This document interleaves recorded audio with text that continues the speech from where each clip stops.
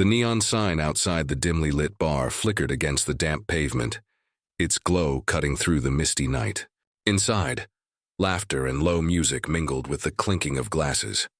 It was Friday, the kind of night when people wanted to forget who they were for a while. But for Malik and Marcus Hayes, forgetting wasn't an option. They were twins, identical in face but shaped by two very different worlds. Malik, the older by 3 minutes, wore a crisp jacket, his posture sharp, his eyes constantly scanning. Habits he couldn't shake after years in the Navy SEALs. Marcus, on the other hand, carried himself with quiet authority, his captain's badge tucked discreetly into his wallet, the weight of responsibility heavy in his chest. They'd come home to Atlanta after months apart, both hoping for a quiet night to catch up, just two brothers sharing old jokes and memories. But fate had other plans.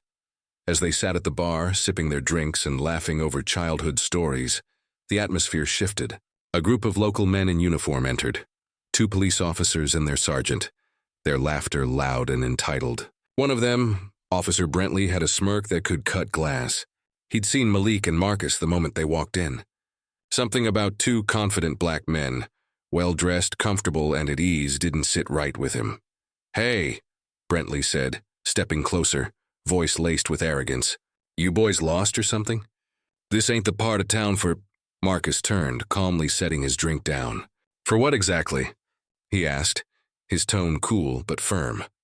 "For trouble," the sergeant interrupted, joining in with a grin that didn't reach his eyes. The bartender looked uneasy. The room's laughter dimmed.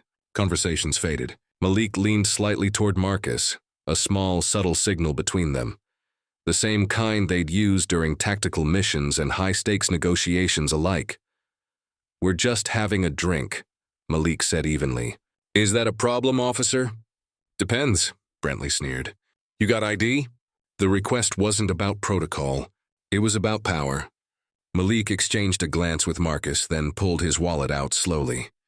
His fingers brushed the edge of his Navy challenge coin, a reminder of who he was, what he'd earned.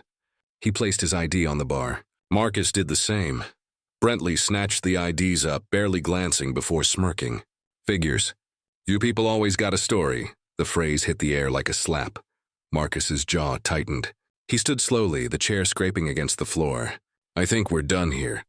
But as they turned to leave, another officer blocked the door. "Not so fast," he said. "We're running your names." The bar had gone silent now. Every eye was on them. Malik felt the old training kick in. Situational awareness, heart steady, eyes scanning exits. But he wasn't just a soldier tonight. He was a man trying to keep his brother from exploding. Marcus took a breath, the years of leadership in him warring with the instinct to fight back. "You're making a mistake," he said. Brentley smirked. "No, Captain. The mistake's thinking you can come in here acting like you own the place." Marcus froze. He hadn't told them his rank. He hadn't even said his name out loud. "How do you—" he began, but Brentley cut him off. "Oh, we know who you are. The captain who's been giving our department sensitivity training. You think you're some hero because you sit in a fancy chair and give orders?" The other officer chuckled. "Yeah, Captain? Maybe tell us how to respect the uniform while you're out here drinking with your brother." Malik felt his blood heat. His brother had spent years serving the community, building bridges where others burned them. Yet here they were, treated like criminals. Marcus met Brentley's eyes. "You're out of line." Brentley leaned closer, his voice low. "And what are you gonna do about it, Captain?" In a flash, Brentley's hand twitched toward his holster. Malik saw it before anyone else did. He moved, fast, precise, trained. His hand clamped over Brentley's wrist before the gun cleared the holster. The room gasped. Chairs scraped. Another officer reached for his weapon, but Malik's voice boomed, steady and commanding. "Don't." The words stopped everyone cold. The tone wasn't of fear. It was the voice of a man who'd commanded SEAL teams in war zones, the voice of someone who'd been obeyed without question. Brentley froze, eyes wide. "Who the hell do you think you are?" Malik released his grip just enough to reach into his pocket. He pulled out a small metal coin, tossing it on the bar. It spun, catching the light, the emblem of the U.S. Navy SEALs glinting clear as day. "I'm Commander Malik Hayes," he said quietly, his voice sharp as steel. United States Navy SEALs. And the man you just disrespected? He's my twin brother, Captain Marcus Hayes, Atlanta Police Department. The silence that followed was deafening. Even the bartender stepped back. The sergeant's jaw slackened, his eyes darting between the two men. Marcus crossed his arms, his expression calm but dangerous. "Now," he said, "I think it's time you and your men apologize." Brentley swallowed hard, but pride was a stubborn poison. I didn't know. That's the problem," Marcus said. "You never know. You just assume. Every single day." The weight of his words sank into the air like thunder. The other officer shifted awkwardly, mumbling an apology. The sergeant tried to regain control, but Marcus turned to the crowd instead. "You all saw it," he said. "This is what happens when power goes unchecked." The bar erupted, some clapping, others nodding. Malik placed a steady hand on his brother's shoulder. "Let's go," he said softly. As they stepped outside, the night air felt different, colder but freer. The glow of blue and red lights flickered off wet pavement as the officers stood silent behind them. Marcus let out a long breath. "You didn't have to step in like that," Malik smirked. "You'd have done the same for me." They shared a look, one forged in blood, loyalty, and love. As they walked down the quiet street, Malik turned to him. "You know," he said with a grin, "next time we're picking a different bar." Marcus laughed, a deep, tired laugh that felt like release. "Yeah," he said. "Next time, drinks are on me." The camera would fade here, on the brothers walking under the city lights, side by side, their silhouettes strong and unbroken. If you're watching this right now, tell me in the comments where you're watching from, your city, your country, and don't forget to subscribe, like, and share this story if it moved you. There's more coming, stories of strength, justice, and unity, because sometimes the heroes don't wear capes, sometimes they wear badges, and sometimes they wear scars the world can't see. The next morning, sunlight filtered weakly through the blinds of Marcus's apartment. The silence was thick, broken only by the hum of the city outside. Marcus sat at the kitchen table, his phone buzzing nonstop. Calls from his precinct, emails, messages from reporters. The video from the bar, the moment Brentley reached for his weapon, Malik's swift defense, the revelation of their ranks, had gone viral overnight. Someone had filmed it from a corner booth. By morning it was everywhere. Black twins confront racist cops. Turns out they're military and police heroes. The headline burned across every news site. Thousands of comments poured in. Outrage, praise, disbelief. Some hailed them as heroes. Others called it staged. The city was on fire with opinion, but Marcus? He just wanted quiet. Malik stood by the counter, coffee mug in hand, eyes on the TV. News anchors debated their reaction. Civil rights leaders were calling for a full internal investigation. The mayor's office had released a statement. "We do not tolerate racial profiling within our ranks." Marcus rubbed his temples. "This isn't what I wanted," he muttered. Malik sipped his coffee. "You wanted accountability," he said. "This is what it looks like." "Yeah," Marcus sighed. "But now it's political. Every side spinning it their way." He turned off his phone, but it didn't help. The noise was everywhere. Then came a knock at the door. Hard, urgent. Marcus opened it to find Chief Reynolds standing there, his expression unreadable. The man had mentored Marcus since he was a rookie. "Captain Hayes," Reynolds said, stepping inside. "We need to talk." Marcus nodded slowly. Malik moved to stand beside him, silent, steady. Reynolds set a folder on the table. "Internal Affairs wants statements from both of you. Officer Brentley and his team have been suspended pending investigation." But he hesitated. "There's pressure from above. They're calling this a media circus. They want to contain it." Marcus frowned. "Contain it? Chief, those men drew on us. They abused their badges." "I know," Reynolds said quietly, "but you know how this city works. The department doesn't like bad publicity. Some people are saying you escalated it, that you provoked them." Malik's jaw tightened. "We de-escalated. Stopped a man from drawing his weapon." "I don't disagree," Reynolds said. "But right now there's a storm coming. You both need to be ready." Marcus leaned back, arms crossed. "Let it come." After the chief left, Malik watched his brother pace the room. "You're thinking about the department, aren't you?" Marcus nodded. "Always. I've spent 15 years trying to prove we can be better. And now, One night, one video, and the whole system's exposed. Malik smirked. Maybe that's a good thing. Marcus stopped pacing. You really believe that? I do, Malik said. When truth surfaces, it's messy, but it's necessary. That evening, a knock came again, this time softer. A young woman stood at the door holding a recorder. Captain Hayes? Commander Hayes? I'm from the Atlanta Journal. I wanted to ask about the incident. Marcus hesitated. No interviews, he said, but Malik stopped him. Wait, what's your name? Danielle, she said. Danielle Ross. My brother served under you, Commander. Said you saved his life in Kandahar. Malik's eyes softened. Ross? Private Caleb Ross? She nodded. He told me you taught him to never stay silent when something's wrong.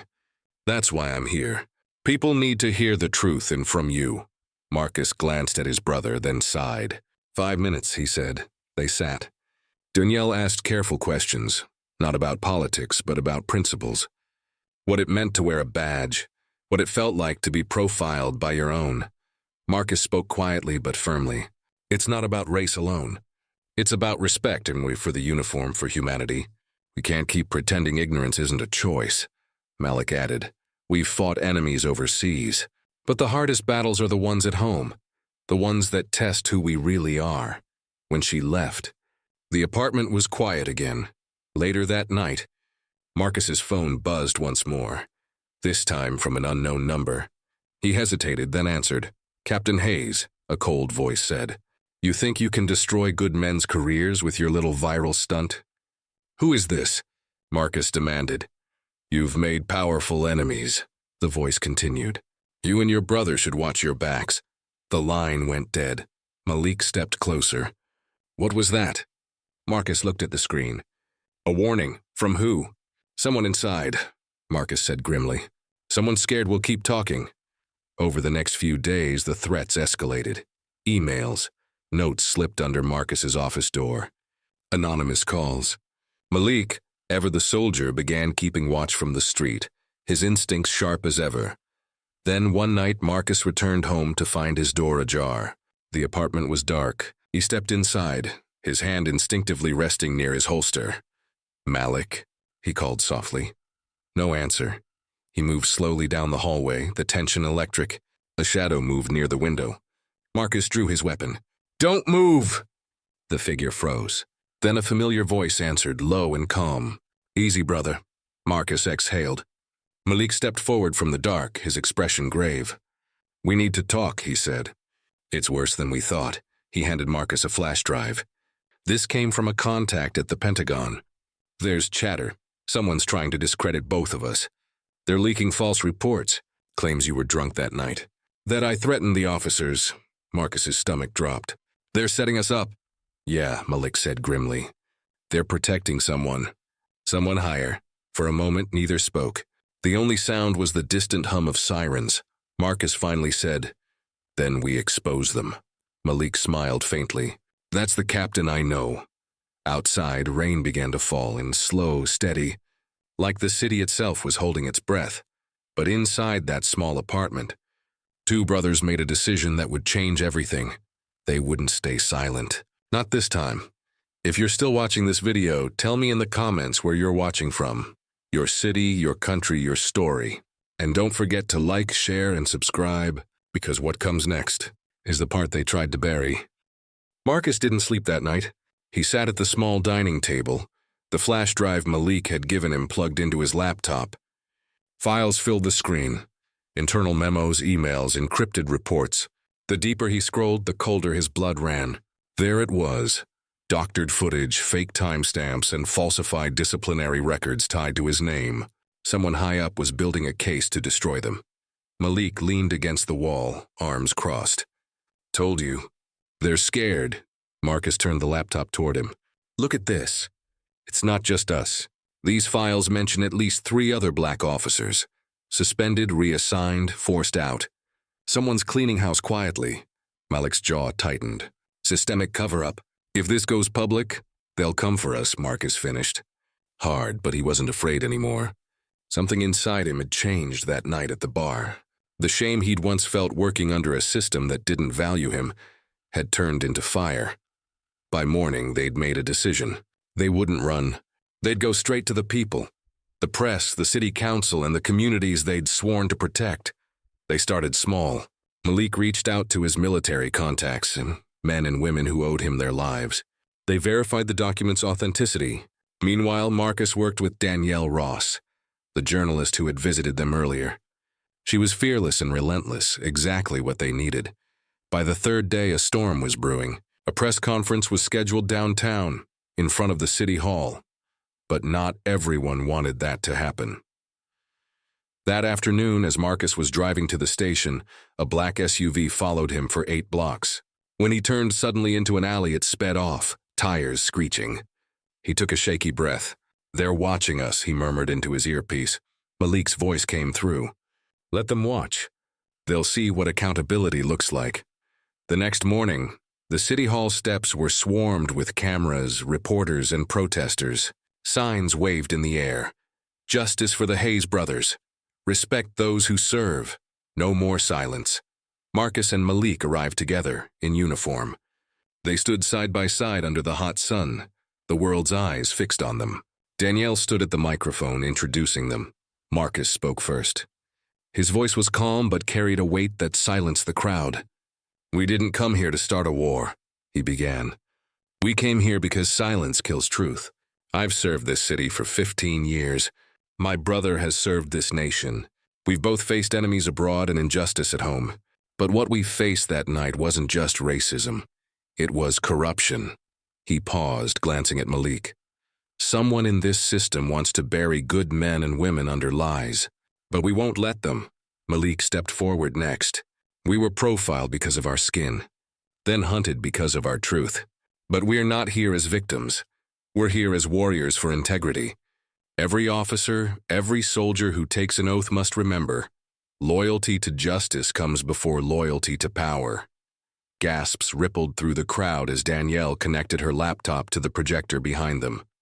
One by one, the secret files appeared on the massive screen.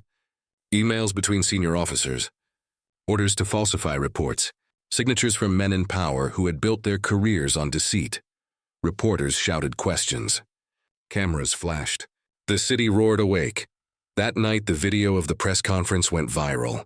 Millions watched the moment Marcus and Malik exposed the truth. Within 24 hours, the mayor announced an emergency investigation. The police chief resigned. Arrest warrants were issued for multiple high-ranking officials, but the victory came with a cost. Later that week, Marcus received another anonymous message. "You may have won the crowd, Captain, but the system never forgets." He didn't show it to Malik. He simply deleted it and walked outside, where his brother was sitting on the steps, watching the sunset. "Think it's really over?" Malik asked quietly. Marcus shrugged. "Maybe not, but it's changing." "That's enough for me." Malik nodded, his gaze thoughtful. "You ever think about why we ended up at that bar that night?" Marcus smiled faintly. "Because we were tired of pretending the world was fair." They both laughed softly. As the sun dipped below the skyline, the city lights flickered on, small, scattered, but defiant in the dark. A few weeks later, Marcus received a letter from a high school in Atlanta. It was from a young boy who'd seen the viral video. He wrote, "My brother and I want to be like you when we grow up, not because you're officers, but because you didn't stay quiet." Marcus folded the letter, tears in his eyes. "Maybe that's why it all happened," he whispered. Malik clapped his shoulder. "Then it was worth every second." The Hayes brothers returned to their work, Marcus leading a new internal reform unit, Malik training young soldiers at a veterans academy. Their story became a symbol across the nation, not of defiance, but of discipline, courage, and unity. In the end, justice wasn't just about punishment.